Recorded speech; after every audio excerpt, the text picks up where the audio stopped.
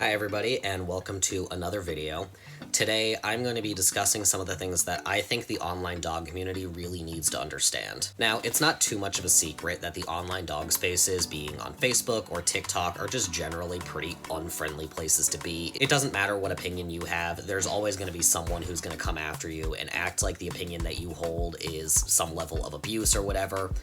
And as such, I'm just going to be discussing some of the things that I have seen spewed by a decent chunk of people within these communities or have had thrown at me specifically. Hopefully this video will give you a new perspective, especially if you're the type of person who in the past has kind of held some of these beliefs. I'm not going to deny that I've maybe been the type of person in the past who has held these beliefs, but now that I work with dogs and I've seen how people interact in real life and have kind of spent less time in those spaces, I've calmed down quite a bit. I don't find that a lot of the opinions that I will be discussing here are terribly helpful for the arguments that a lot of people seem to be fighting for, and as such, hopefully this video kind of gives a new perspective and gives people a little bit of a pause before they start spewing any sort of information, or deciding to throw or hurl insults at people without really any good backing for it. So to start, number one, I don't think there is one way to be a responsible dog owner. I find a lot of people seem to think that you need to be giving your dog constant walks, like every single day, that they need to be fed a certain kind of food, otherwise you're abusing them, and so on and so forth. Every dog is different, every dog has different needs, every household has different needs, and as such, not every dog is going to need the same thing. So long as the dog is healthy, being fed a balanced diet, isn't overweight, and is getting the correct amount of exercise, and their life isn't constantly being put at risk for one reason or another, I think we should just leave it. It's really annoying to constantly see people harping on others for how they're raising their dogs when there's really nothing to be concerned about. Second, no breed is perfect for everyone.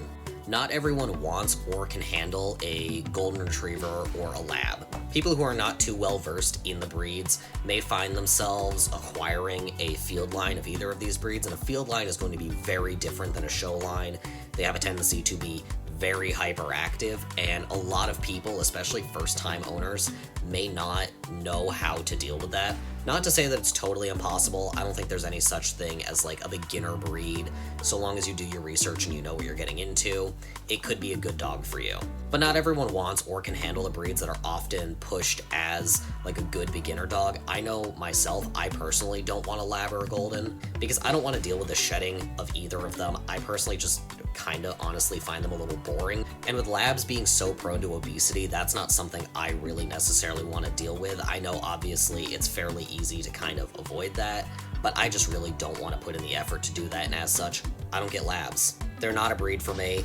I think we should just kind of stop pushing them on people as like the perfect breed for everyone, because quite frankly, they are not. Third, the vast majority of people who have hard and fast opinions on things such as health problems, showing, breeding practices, etc., are not educated enough to be having any sort of opinion on them, or going out of their way to educate people on them. Most of the people spreading the information on things like this have done minimal research at best, being maybe 5 minutes of Google research, finding the first source that looks vaguely reputable maybe, or they just say the same regurgitated half-truths that they find on Facebook. Basically, I found that a lot of the dog community, whether intentionally or unintentionally, does the same type of researching that Republicans will do to kind of prove talking points, being taking non-reputable sources or statistics that are missing context and then spreading that as if it is the most truthful information out there. Sometimes we just need to accept that we don't have all the information at hand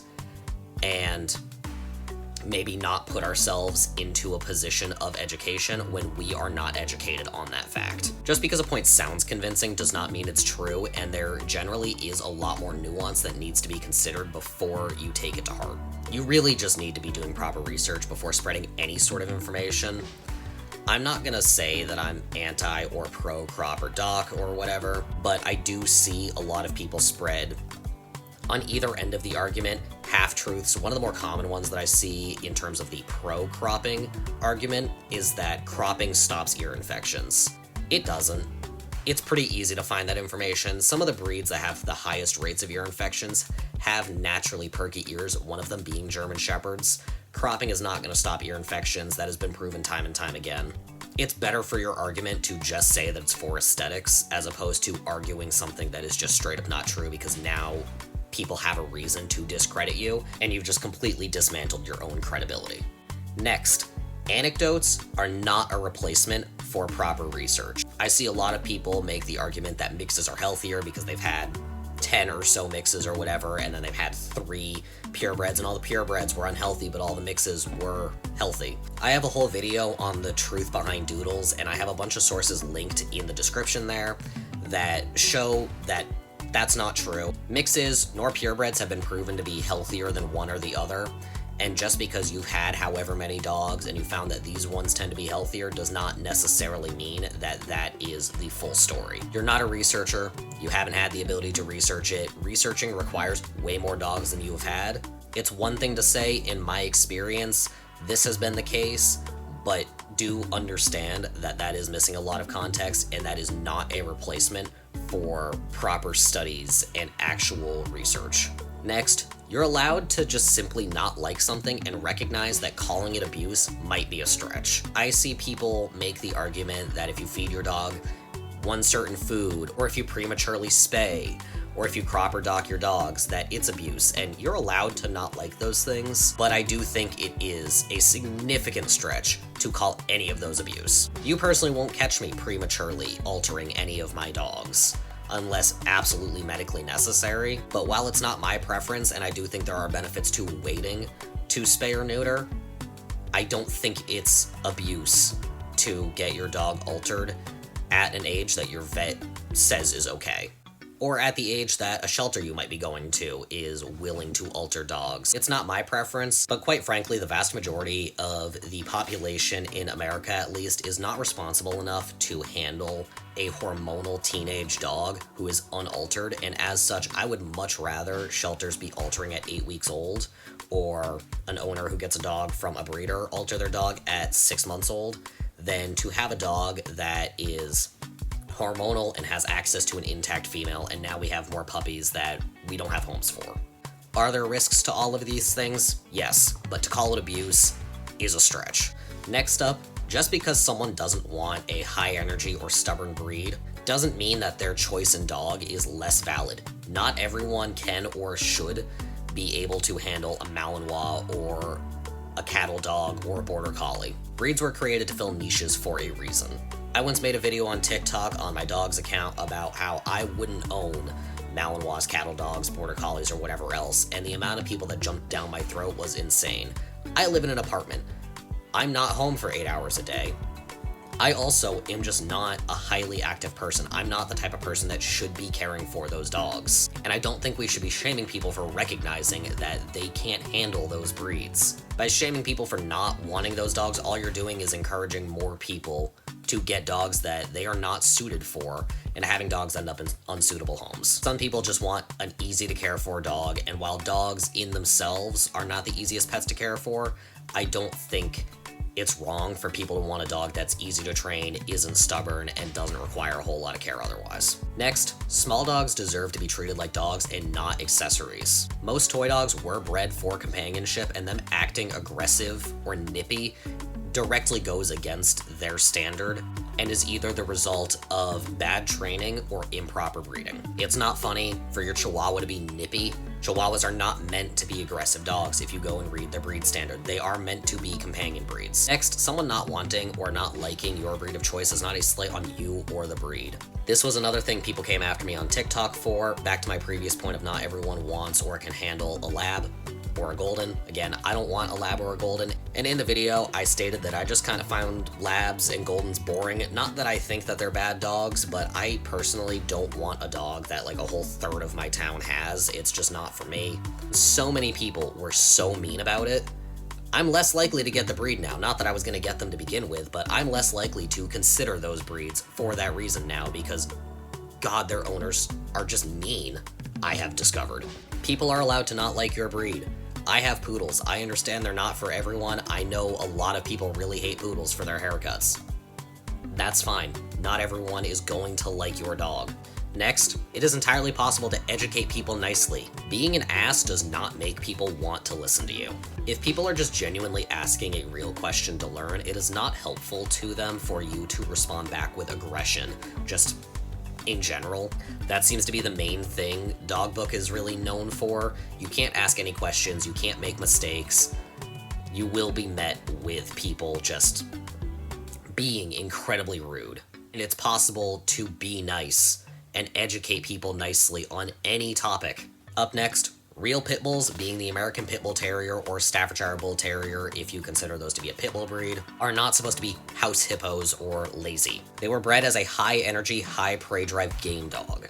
They are in fact a terrier, and terriers are not particularly known for their laziness. I'm gonna do a whole bunch of videos on pit bulls and the misconceptions around them, so I will delve into this one quite a bit more at a later date. So for now, I'm just gonna leave that here, but I'm so tired of the whole house hippo thing because it is not a true representation of the breed.